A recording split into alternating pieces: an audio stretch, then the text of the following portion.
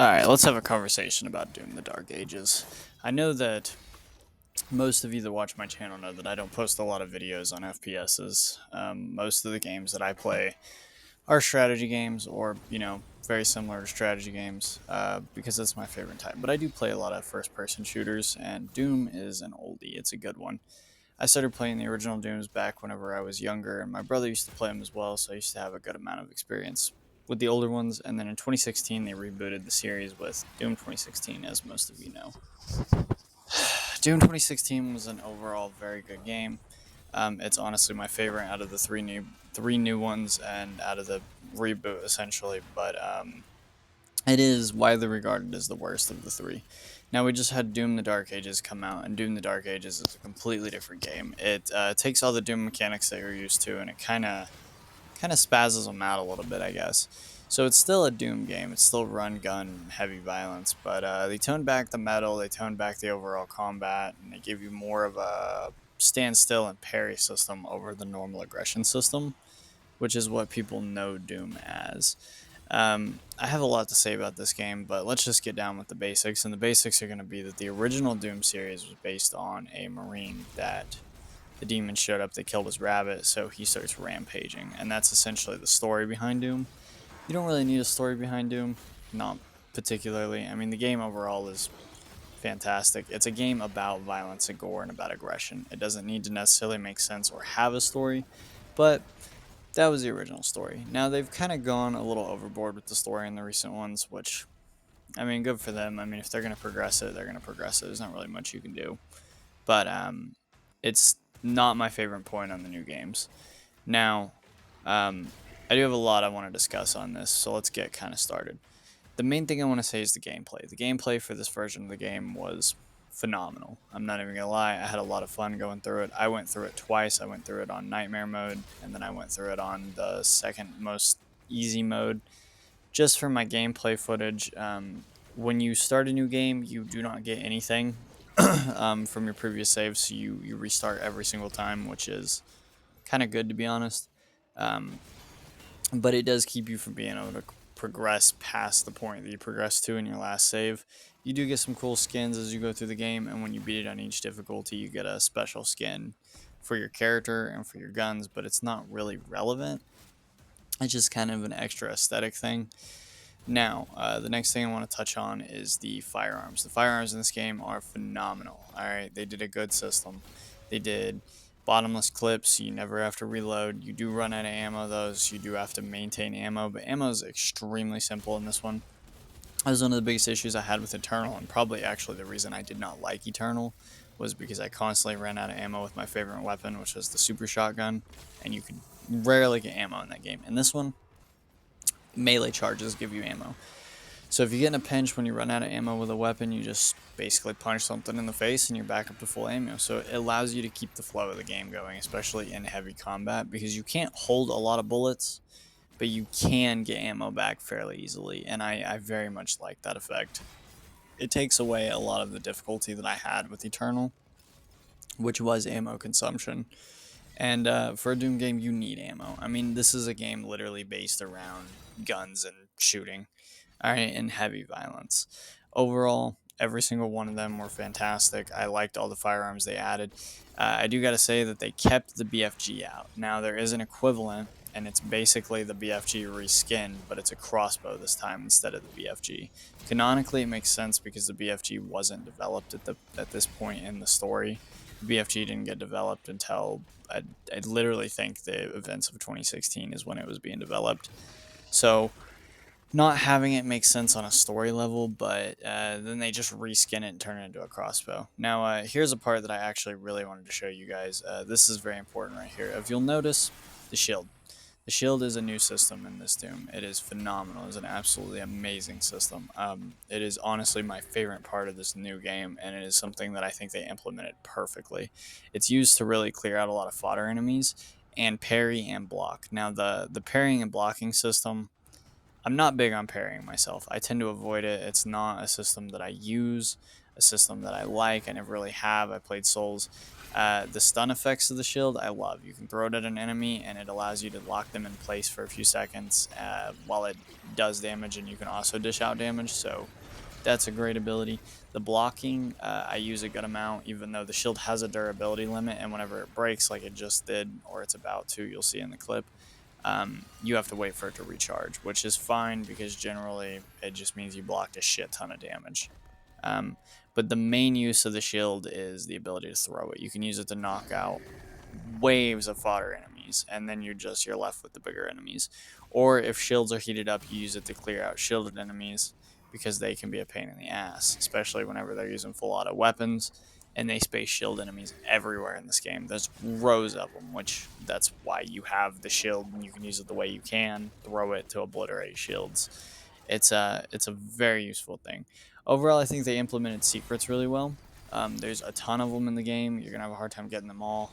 And then upgrade systems. The upgrade systems, I'm not too big of a fan on. I think it's a gray area, personally. I don't necessarily dislike it, but you have to go through secrets and find currency. And currency starts with gold for your earlier upgrades. Then you get to the red rubies, which are a higher end upgrade, but there's a red ruby, at least one on every mission. There's usually a couple. And then later on, you get to the ethereal crystals, the blue crystals that you can, or I'm sorry, purple crystals that you can use to do your final upgrades. Like on the super shotgun, your final upgrade for it just makes it shoot more bullets per shot, or more, I guess, fragmentation per shot. Makes it do more damage, but it requires a purple crystal. Now, each weapon has its own upgrade path. Some of them have 2 upgrade paths and you get to swap between, but once you do the actual path, you can go in your inventory and cycle. Melees, there's 3 melee options in the game. You start with the glove, you get the flail, then you get the mace at the end, all of which are good, all of which are melees, but honestly, once you get to the mace, you're probably not going to go back. The mace has 1 charge, but it refills all of your ammo when you use it. And melee charges are not rare in this game.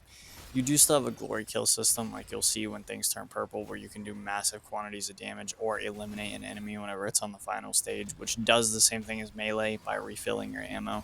But overall, I think that the glory kill system in the original 2 games was better. I do like this system, though. I'm not going to say that it's bad because it's not. I just think that the older systems were definitely more refined and better for the overall game experience. The shield's main mechanic is parrying, and like I said, I'm not a big parry person, but there will be points in the game where the difficulty spikes, and you're really gonna have to. You can technically go through the game just using the shield for like your grappling, because there's some points where you have to grapple. But if you'll notice in this clip that you're watching currently, I'm getting my ass kicked by what is essentially a Goliath with an axe because I'm not parrying. I'm trying to block and I'm trying to use the shield as a weapon, which is what I primarily used it as. But you can start parrying, and it makes a world of a difference. These are called leader enemies, and leader enemies are basically exactly what they sound like. They control the horde around them. When you wipe them out, it kills the horde, but leaders also are how you get your upgrades for your ammo, armor, and health. Each one has a relative thing to it. Ammo is going to be yellow, shield is going to be green, and health is going to be blue, like the blue symbol you see above its head. Killing these allows you to get a permanent upgrade for your character, and in doing so, you rip its heart out, and you basically absorb its essence, which, like in this clip, gives you an increase to your HP. All the way up to 200 HP, I believe it was 150 armor, and each ammo type, each weapon has 3 ammo upgrades. Alright, so let's talk about the story, since we've got a little bit of a clip playing in the background that's going to show a bit of it, and the main villain. So the main villain, I feel like, is kind of mid-tier. I feel like, overall, he could have been done better, but he also could have been done worse. They use him really well to ramp up the slight story that they implemented here, but overall, he's kind of just a pushover in the end. I think he does a very good job of giving you something to focus on, but he doesn't do anything to you. He just kind of sits back. He doesn't even send the enemies. They just come after you on their own. But he does play a role in the story, and the main person you have to save in this game, he does kidnap her. Oh my god, they gave Doomslayer a fucking woman to save. Generic story bullshit that they do with fucking every game anymore. They can't just have a game based on violence and gore, which is what Doom is. They have to give it something else, or it's not right. Well, doesn't matter. Doomslayer doesn't care whether you have a story or not. He's just gonna fuck you up. So, I mean, that's his whole thing. He's all gore and violence and badassness. But they do a good job of, basically hyping this guy up to be a main villain. And in the end, you still put a shotgun shell in his fucking head. I mean, that's what the Doomslayer does. So I do want to talk about the bigger parts of the game, like the Atlans and the Dragons. There are full missions relative to each, and then there are also missions where you swap between Foot and Atlan and Foot and Dragon. And overall, I personally prefer the Dragon missions. Most people have said that they're kind of eh. I was not big on the Atlans. Most people like the Atlans, so I'm kind of opposite in that regard, but um, not really my favorite area. Now, using them, all of it's badass. I mean, you're in a giant machine or you're riding the back of a fucking mechanized dragon with energy based weapons on its back. So it's just phenomenal. Now, this little cutscene that's playing will explain a little bit of the story, but essentially, the beginning of this game is the Doomslayer breaking free from this alien race that has him enslaved as a weapon, and then coming down to fight a war that he's been trying to fight the whole time and he's been progressively helping with, but he keeps getting locked out of. So, and he basically breaks free of the machine and becomes himself again.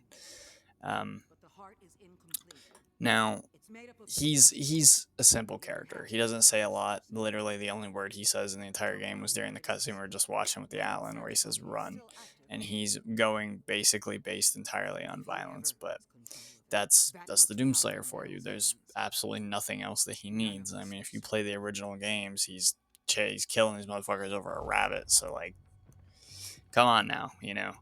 But with the reboot, I think that they did a phenomenal job with 2016. Eternal was kind of to me. Honestly, Eternal is my least favorite out of all of them, even though Eternal is seen to be the best. And I would put this game right in the middle between the two, just on what I've played and what I've seen. I've beaten the game twice already. There's a lot that goes down in this, and it's 22 levels of pure chaos, but they focused really heavily on leader encounters, which you'll notice as you go further into the game, that the leaders are more relevant than the actual boss fights and actual enemies. I would argue that most of the boss fights are just kind of half-assed, or enemies that they were going to use and threw in just occasionally. Because, I mean, after you kill a boss, it becomes a basic enemy throughout the whole game that you'll fight multiple times. Now, the boss version is obviously much harder, and then when it becomes a basic enemy, you can just eliminate them by not. It doesn't take as much damage. Everyone I've talked to about the game seems to prefer. They seem to prefer Eternal. This game's actually received a lot of hate for some of the stuff that it's done, but I think the systems that they implemented, especially the shield, were done fantastically. And the new melee system to refill your ammo, I think, is the way to go. As long as you have ample melee charges, because using the chainsaw in the older games was fun, but it was kind of a pain in the ass. Now, for something I really like about this game, they took away your actual chainsaw, but they gave you the chainsaw attachment for the shield, and that is fucking awesome. I don't give a shit what they say or what anybody says. This is more badass than an actual chainsaw. Overall, combat encounters throughout the game progressively scale.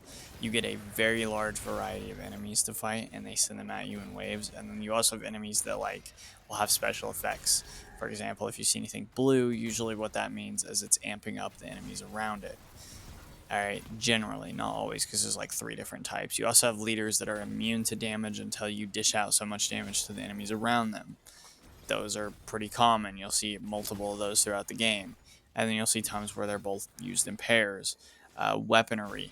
Weaponry overall is fantastic. They gave you a good variety of weapons. I think there were 7 or 8 different classes, and then each class has multiple weapons to cycle through. You have the combat shotgun, then you have the super shotgun, you have the SMG, and then you have the bolt. You have the uh, basically submachine gun version of the energy weapons, and then you have the Gatling gun version of it, where it's double barreled, and then you have the shredder, and then you have the. It's basically like the shredder where it shoots skull fragments, but it's more of a confined area and it speeds up the longer you hold the trigger. Then you have the grenade launcher and the rocket launcher, your general explosive weapons, and then you have the chain shot, and I can't remember what the counter of the chain shot was because it also had another weapon. And then you get the reskinned version of the BFG, which is a giant crossbow that shoots out a giant BFG shot. It's the same fucking bullet. It's a giant ball of instant death. I mean, it's literally a reskinned BFG. Um, This is one of those rubies that I was telling you guys about for the upgrade system for the currency, and I honestly think that this system was okay, but I did prefer the node system from the original games. Now, we're getting into some of the heavier enemies, like right here, you'll see a Baron of Hell. You've seen me fight a couple of these guys. These guys will absolutely cook your shit. All right, they're strong. They're hard to kill, like some of the enemies need to be, and these were they did not slouch on these things. These things will fuck you up. And I like the fact that they give you some very difficult enemies. And there's environments where you're fighting multiple of those paired with other things. And there's environments where those are buffed. And there's some crazy shit. Now, the pairing system that they added has a lot of benefits. You'll notice that I'll use it to wipe out some of the more aggressive enemies paired with essentially what is a glory kill, but it's not called a glory kill. And it does refill your ammo just like the melee attacks, which I think I've said twice or 3 times or whatever in this fucking video so far. Some of the bigger enemies, like this guy right here with the flamethrowers for arms, are basically trivialized in this game. I think the shield makes a lot of them less aggressive. I think that the shield gives you the ability to basically stand still in a lot of situations where you really shouldn't be able to, and just kind of walk through the demons. It makes a lot of the fights 100 times easier, which overall is honestly needed because this game is pretty fucking hard. There are some points where even with the shield you are going to get cooked because they send armies of enemies at you in certain places. Um, Realistically, I think that one of the most annoying things was probably the Revenants, which you're going to see me fighting one on screen right now. They are more of a backup enemy this time rather than a bigger enemy. They still do massive damage, but they tend to fly around and create more support for the bigger enemies. Overall, like this environment right here where there's a ton of combat, I think that it's scaled right. They're placed very well. They're put in the positions they need to be to make the gameplay flow and the violence as violent as it needs to be and as badass as it needs to be. I mean, overall, the game is phenomenal. It's still a Doom game. It's still pure fucking chaos, violence incarnate. You're still using massive amounts of bullets to wipe out armies of fucking enemies, armies of demons, and you're still a scary son of a bitch running around with essentially a backpack full of guns. I mean, you can't fuck a Doom game up really easily. And I think overall, even though this game is receiving a good amount of hate, I think that it is fucking awesome. It is still a good Doom game. It is solid. It is fun. It is enjoying to play and enjoying to go through. I think that there are some areas that they could have done better on, and I do agree that not everything about this game is perfect, but I think the areas that they needed to get right, they got right, and the new systems they implemented are pretty fucking good. I mean, right here you can see me countering multiple attacks using the parry system and then wiping out multiple smaller enemies rather than focusing the leader in this clip, because the leader was kicking my ass. And I know it doesn't look like because I was at full health, but I had just hit multiple things to heal and stuff because there's health packs and ammo scattered through every arena. But this guy was absolutely clapping me, so I decided to take care of some of the smaller enemies before finally dealing with him, just to kind of lessen the burden of what I was fighting. Because some of these environments, you will have hundreds and hundreds of enemies running at you. You get enchantment system for the shield. The enchantment system, they give you 4 abilities. One is fissures, which creates basically holes in the ground that explode. Another is lightning strikes. Another one is a turret on your shoulder, and the last one is it creates ethereal swords. I think all of them were good. I think the turret is the best, but I think my favorite was the ethereal shield, the swords. They summon, they target whatever is in front of you, and they fucking annihilate it. And there's 4 levels to it. You unlock each one of these enchantments for the shield at some point during the campaign. Progression overall through the game was pretty fluent. You're not going to miss anything. You're going to get all your weapons, all your ammo, because it's put right out in front of you, and honestly half the time you can't progress without picking it up, so have fun with that. You will find everything. It is fluent. The secrets were kind of scattered, but you use secrets more or less to upgrade, not to get equipment. It's used more to maintain how good your equipment gets. Life sigils are added in the game. They are everywhere. I think on the easier difficulties, uh, you don't really need them. Honestly, you'll pick up the first 3 on the first mission if you get every secret, and you'll probably carry those through the end of the game. There were on the harder difficulties like Nightmare, I used a couple more, but there was more than enough. So if you play smart, or even if you fuck up shit here and there, you've got ample ability to respawn in the middle of a fight without having to restart, which I think kind of made some of the areas too easy. I think the life sigils could actually be removed from the game entirely and it would be okay. I did not like the fact that once you got 3, you did not get rewarded for finding more, because I carried the original 3 all the way up to the last mission. All right. There were very few places I died in this game, and when I did die, I did not use my life sigils because it was something stupid. It was not the middle of a boss fight where I needed to survive, because generally one-on-one combat encounters, you are untouchable just about, which is what most of the boss fights are. They don't focus on puzzle-based fighting like in the original Doom, which I am 100% for, because Doom is supposed to be about violence. If I wanted a puzzle-based boss fight, I go play Zelda. And as much as I like the 2016 boss fights more, I still think that the few boss fights they did in here that focus entirely on being aggressive, they nailed it. All right, because your objective is to dish out as much damage as fast as possible, and between the super shotgun and the rocket launcher, you've got it. The other guns are kind of just there to help, but you're not your primary weapon, if you're good at the game, will still be the double barrel super shotgun. It is Doom's iconic weapon. It is still the most powerful in the game. Although in this game they focus more on getting up close with it, it's still the fucking super shotgun. Overall, like I said, guys, I think the game is phenomenal. I think they did a great job with this one. I do think that they could have done better in some areas, and I think this game is getting way too much hate considering it is a Doom game. It is a Doom game. They nailed it. They went with the general theme. The one complaint that I will say I have that absolutely pisses me off is the music. In 2016 and Eternal, they nailed the soundtrack. It was an aggressive, hardcore black metal soundtrack, and they fucked it up in this game. It's like baby version of that. I want that soundtrack to be making my skull fucking pound. I want it to feel like I'm headbutting a concrete wall, and in this game it did not do that. In 2016 and Eternal, the faster you kill, the more aggressive it gets, and in this game it did not. But overall, like I said, guys, it's a good Doom game. Pure violence, pure gore, pure blood, badass guns, badass character. Overall, good. Give it a shot, and if you guys like this video, make sure to subscribe and like the video. I'll see you guys in the next one. Hopefully we can do some more like this.